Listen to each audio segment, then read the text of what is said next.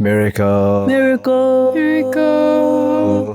Family. Welcome to the Miracle Family Podcast. With me is Ines, Mark, and I'm Sarah X Miracle. I'm just wondering, what Ines thinks of our relationship, because she hears all our arguments and the worst of everything, basically. She's heard it all. How would you rate our relationship? How healthy do you think we are on different aspects of our relationship? I'll give you a 7. No. 8.35. Okay, that's not bad. Okay, we get it. That's a great segue into healthy relationships part 2. Where, since we talked about the negative things, could we talk about some of the positive things that we are doing well in the relationship? I'm going to say that this is not wisdom that we've organically grown. A lot of this sort of thing about how couples stay together and, keep staying together and keep building their relationship is out there. Many people will probably say similar things. One of them I've heard over and over again is keep up the date nights, right? So obviously when you're a couple, you're dating, it's amazing. Oh, dates, the first few dates are like, oh my gosh, we went on a date. Right. And then later on, it's like, your date is your time away from everything else, just with your special someone.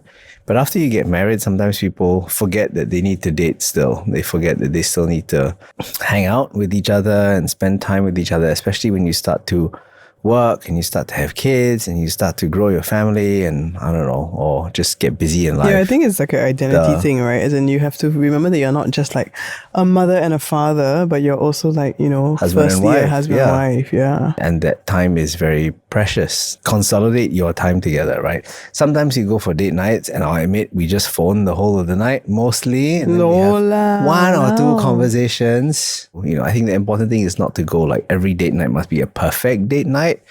Most times for us, it's not like, wow, the night was so magical. Yeah, and after a while, you can't spend so much money every single week. So sometimes we just go to choose dessert and eat the dessert. Yeah, and that's a simple enough sort of date night, right? And then just walk around, right? We'll just do a little bit of a walk to somewhere. I do have a few people on Instagram who have kind of messaged me and also asked me apart from just being husband and wife, which is a lot of what Ines talked about, talked about how can you also get your husband more involved as a parent, because sometimes women may be feeling that they're doing quite a lot. They're doing 2 shifts, one at work and one at the home. And I would say that one of the points why as a family, we're still standing very strong is because I think Mark makes a lot of effort still to take the load off the kids, and he's very involved as a father as well. And I think that creating that space to allow both of us to, if someone's quite busy at work, then the other person will kind of step in, and then vice versa, right? So I think that that's been very helpful to have that kind of understanding that a healthy relationship is we give and we take at different times, and sometimes we need to balance each other out, because it's not always so easy and straightforward of whatever we're trying to do, right? Sometimes things can be very, very intense for both of us. And I think maybe Ines has witnessed some of that. Yeah, and then we are under a lot of stress, and then our relationship generally becomes under a lot of stress. So actually managing the stress level as a couple I'm not sure if we're doing it very well. But I think it's kind of offset by the fact that we do try to go for the date nights, and we do try to have this practice where we would go for a quarterly retreat in a short getaway to Bali or Penang or Malaysia or wherever lah. Somewhere nearby, not too expensive. Then Ines gets to go stay with her grandma. Independence for 3 days. Yeah, so you actually enjoy it, is it, when we're not around? Yes. Is it? Yeah. So what do you do when we're not around? Nothing. I sleep. Because you're not there to nag me about sleeping.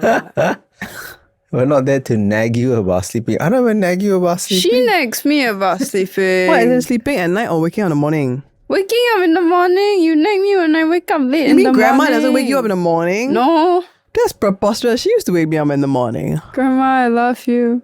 Yeah, so the point is that it was a practice that we developed after realizing that because things are so intense for us at work, so intense for us as parents, that we actually didn't have a lot of time to just be ourselves. So it became very important times and periods just to get away. And even during COVID, we kind of tried to do some staycations, right? 1 night, 2 night. The book. Yes. The book. The book. So the book, everybody's like, what book? Facebook? No, okay. The book is a book that we started. It's basically a blank notebook. It's A4, A3 in size. And we decided before Ines was born, we actually wrote down a whole bunch of things in this book talking about the kind of daughter we wanted Ines to be. We wrote down some dreams for ourselves and for her. And I think I want to stress that it wasn't like she must learn piano, she must learn ballet. I mean, we wrote down we like her to be musical, we like her to be, maybe a dancer, but we never really pushed those things. Instead, Ines actually wanted to do them. I swear, I promise, I'm not the typical Asian dad. Over the years, what we've done is we've used the book, or we've come back to that book as a way of recording down like a vision or an idea or just desires and dreams for like the next season. So it might not, sometimes you only open the book once a year. Other times maybe we had it maybe once or 2 to 3 times that year. And it was just good to kind of see, hey, this is what we wrote 3 months, 6 months, 12 months ago. And then it gets how really much of it has interesting- happened, right? It gets very interesting when you look at it from like a few years ago. Yeah, it's like, wow, we wrote this down, and then 3 years or 4 years on, you're like, wow, actually, we're doing this, or we actually managed to make it happen. And it's also a good reminder, like, help, we wrote this down 5 years ago, and we haven't done it, we haven't moved on it, or maybe for whatever reason, you realize, okay, that's no longer a dream. Boundary. That's no longer a dream, right? That you want to move on and to do something else, right? So I think it's kind of like a journal, which is like journal/time capsule that you kind of come back to. And over the years now, into our second book, because the original book ran out of space. So one of the things that I feel this helps with is kind of getting everybody into like a shared vision, right? So that as a couple, like, we're not just kind of meandering through life and like earning money just to get by, but, to have like a larger vision for our family, to have a bigger picture of what we stand for. And I mean, I think it's interesting that, since we started this miracle family thing, we're realizing that we need to dream bigger. We need to have bigger dreams about, our impact and even like what we see for our children and the gifts that they have, and realizing that someone like Ines, who is poised for greatness, has so much inside of her that we still want to continue to pray over and to have wisdom over. It puts stuff in perspective because you're able to use, and I think it's important, we always do it when we're away. Right, so we always do it when we're on retreat. I find it very difficult to do it like, oh, let's have a night where we've got very little on, and you open the book and you try to write in the book. I think that it doesn't always work. I find that you specifically need to be on like that bit of a retreat or a holiday where you're not so wrapped up in the midst of like everyday life, and you have the time and the space, right, mentally anyway, to think a little bit further, a little bit bigger beyond sort of the everyday. I think that's very helpful. But I agree, shared vision, or it's just, even if it's just goal setting, right? It doesn't need to be such a wow, grandiose thing we want to be. I think even if it's just goal setting about, where you want to be, holidays, your life, your kids, your studies, whatever it is, right? I don't think it's a married person's thing. This is something that doesn't just apply to relationships, and it kind of apply to personal life too. And as you could do it. Like for yourself, as like, your own vision for yourself, or like what you feel God is saying to you for your season. Taking stock of where you are and how you want to grow. And I think that ultimately helps as a single person. It ultimately helps in healthy relationships because you are not dependent on someone else for a vision of your life. You have your own vision for your life. Preach it. Okay, Like Slay. okay, bye-bye. Okay. How has Podcast our over. relationship affected your ideal relationship in your head? Like when you see us, because like for me, like, when I see my parents, there's certain things that like I feel I want to emulate, and certain things I feel like I don't want to, which I won't go into detail now, but because they're my parents.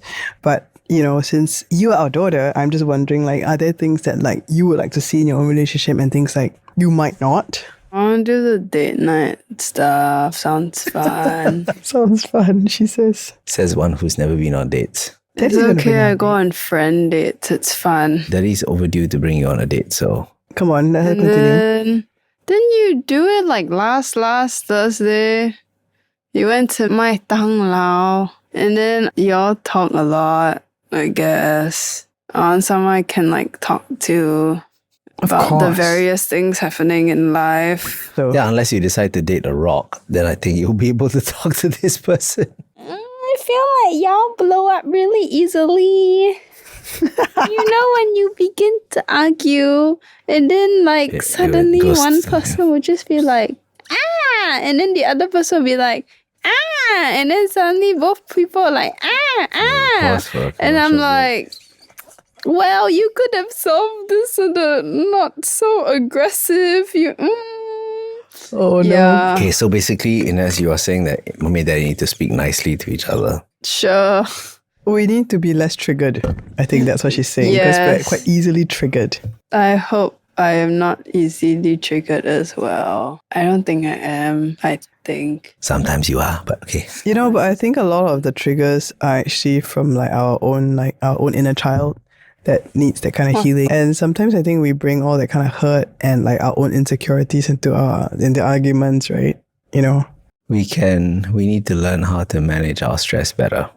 We've talked about this before. It's physically very hard, obviously, to go for holidays all the time. Hello, real life, work, baby in the Budget. tummy, budget, Hello. yeah. So I think that's where I think we need better ways of de-stressing. I wouldn't say better ways of managing stress. I think it's, being able to channel the frustration into something. I found yesterday, obviously, for context, Sarah and I had an argument yesterday, and I needed to take a really long walk. And on that walk, I yelled at the tree. I yelled at myself. Legit yell at the tree. Yeah. Like you He yelled at the blocks. He yelled at the road. Yeah. middle of the night, crazy person in the park Yes, yell at the yes, tree. yes. Yes. I'm saving If you secondhand see me embarrassment. walking down the street, Continue and then I needed to walk, right, to work off that frustration, upsetness, and anger. Then I was able to think about it rationally, right? Because I was really upset.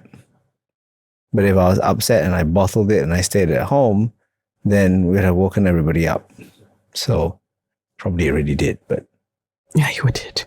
Yeah, but crazy person in the park yelling at the tree. you prefer me to growl at the tree? So if we were to conclude with the top 3 things in us that you definitely want in a relationship, top 3 things, what would that be? From something that you feel is healthy and whole. Date night. Fun. Alone time. You need to give me space to sleep and do Process. my own stuff. Was it No, you not having after alone time? arguments, just alone time in general. I need Oh, really? I need my me time, It's very important. You thought, I guess.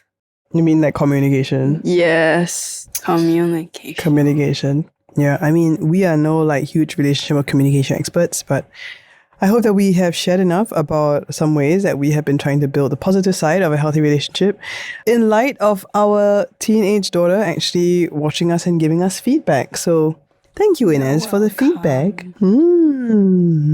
And in our next episode, we are going to ask Ines how she actually feels about growing up with relatively young parents, because lots of people wonder what that's like. If you like our podcast, we hope you will subscribe and share this with a friend.